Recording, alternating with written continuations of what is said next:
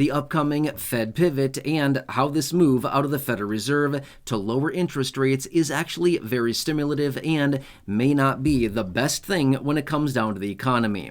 That's the focus of the video. Let's get into it and discuss what's going on. First off, thanks so much for liking and sharing the video with the buttons down below, and if you haven't done so yet, please make sure to subscribe down below as well with the big subscribe button. Thank you so much. Really appreciate your support, and let's talk about this. All right, so recently I received a question from somebody here in the community who reached out and said, hey, do you think we're going to get more stimulus as a result of the Federal Reserve lowering interest rates and a potential recession here in the United States? That's a really good question. And again, what I want to focus on here in this video, because when the Federal Reserve comes out and pivots and starts lowering interest rates, a lot of people look at this as a major win for the overall economy, which it actually is a little bit of a win for the economy when you look at it. But what is this signaling from the Federal Reserve when they come out and lower interest rates? When they lower interest rates, they're actually signaling something. They may not be verbalizing it, but they're telling us one thing. What are they telling us? The economy has weakened so much that we need to start cutting interest rates. A lot of people don't recognize that. The Federal Reserve cutting interest rates is not like necessarily a positive thing when it comes to the economy, but rather it's them signaling to us, hey, we got to start cutting here because we have weakened the economy so much with high interest rates, and we've seen unemployment going higher as a result of what's going on with high interest rates and everything over the last couple of years here, that we need to start cutting interest rates. That's literally the message that's being told to us, even though a lot of people recognize that, hey, a Fed pivot is actually a really, really good thing for the economy. It kind of depends. It's one of these things that's good and it's kind of bad. It's good because, yes, it is actually stimulative, like I said at the beginning of the video, which I'll elaborate here in just a second a little bit more. But it's also kind of bad because it's signaling from the Fed saying, hey, the economy's bad. We got to cut, right? Now, another thing that I want to point out as well, if the Federal Reserve comes in and they cut just a little bit, it's, again, another signal. Hey, the economy's weakened a little bit.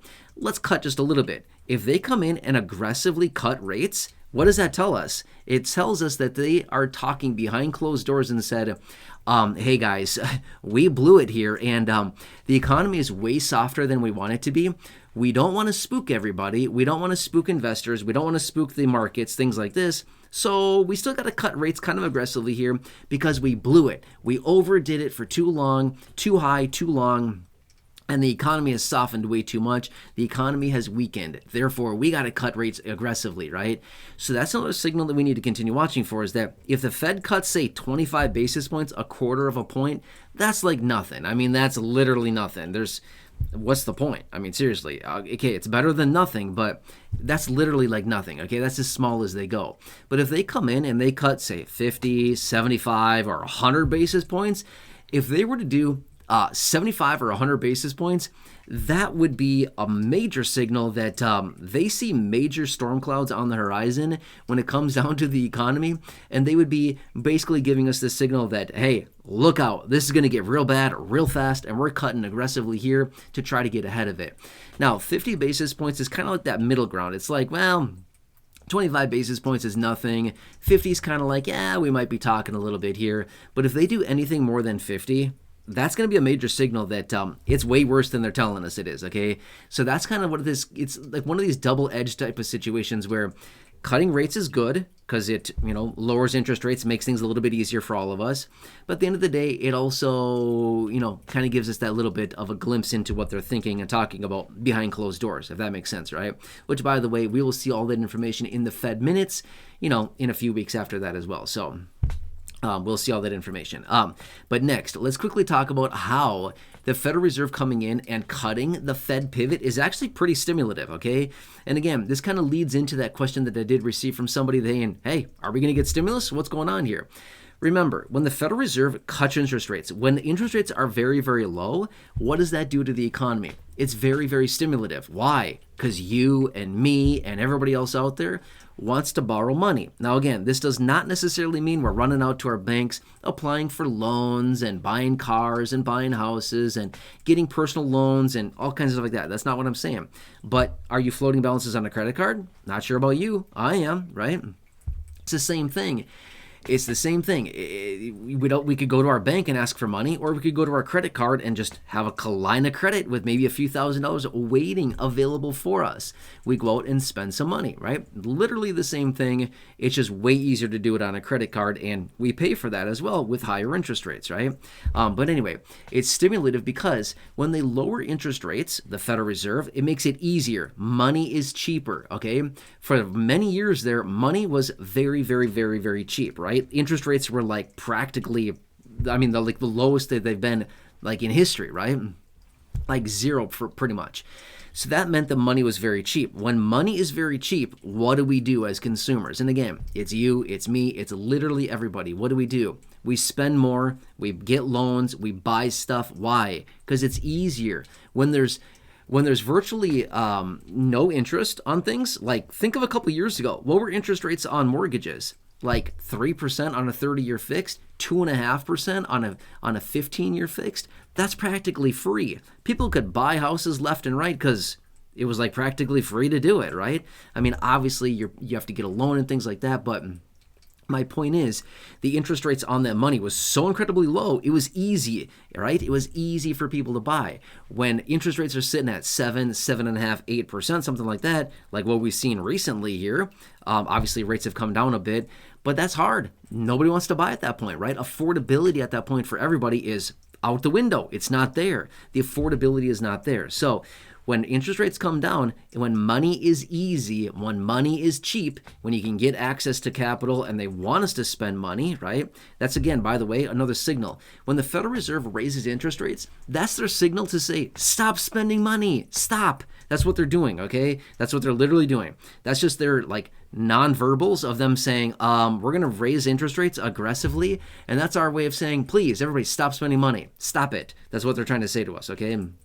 But when they lower interest rates and they bring them down historically to low levels or to zero or thereabouts, that's basically their signal to say, hey, free money, cheap money, borrow all you want, spend all you want, stimulate the economy, because that's literally what it does, right? So same situation here. So it's kind of one of these situations that you got to read the nonverbals. You got to read between the lines. A lot of people continue to come out and say, I can't wait for the Fed to cut rates here. It's going to stimulate the economy so much, and it's going to be so good for the markets. I don't know if it's going to be so great for the markets, right? Markets are going to look at this and digest the information and say, hey, look, the Federal Reserve is taking, a little bit of a cautious approach here. I don't know how much we want to, be invested in this market. We're not believing all that much these days, right? So it's kind of like this inverse correlation, if that kind of makes sense. When the Federal Reserve cuts and they start, bringing rates down and things like that, and how aggressively they do it, that basically gives a signal to the markets of, hey, you gotta, maybe go to cash. I don't know. Again, by the way, this is not investment advice in any way, shape, or form, but it is something we gotta watch very closely. So this whole Fed pivot thing that everybody's talking about and saying, it's the best thing ever. Can't wait for the Fed to pivot. You might want to be careful about that. Okay, just saying. Maybe it's gonna be all peachy and roses and all kinds of stuff like that. But you gotta kind of watch all this stuff. And again, remember this one as well. Do you think they're going to come out and be like, yeah, the economy sucks. The economy's super bad right now. They would never say that, right? They're always going to paint this picture like, the economy's so good right now, and it's going to be so good forever. It's never going to dip again. We're never going to go into recession, right? Some people think that that's the case. I say the opposite. Let's get a recession. Seriously, let's do this already. A recession is actually a good reset, right? Just like the good old days when you used to play video games, or maybe you still play video games, right? You're not doing so well. What do? You push the reset button and you start over and you say, I'm going to start over again. I'm just going to get a whole new fresh start here, and maybe it'll be better next round, right? Same thing with the recession in the economy. Recession is the reset button on the economy that's not doing very well, and a lot get better, right? So anyway, hope that helps you. And again, for the person that reached out with that question, I hope this answers it for you. But there's a lot of interesting information here. I hope this helps. Again, as always, leave your comments, your questions, your feedback down below. Subscribe down below if you haven't done so yet. Thank you. Really appreciate a big subscribe button down there. Otherwise, hit the like button down there. Share the video. Again, all of which are right down below the video. Check out the other videos here on the channel, the thousands in the video library, the ones I've hand-selected for you down below in the description or the top of the comment section, and right now popping on your screen as well. You'll see some videos there as well. Thank you. Take your selection now. Have a good one. Take care, and I'll catch you again later.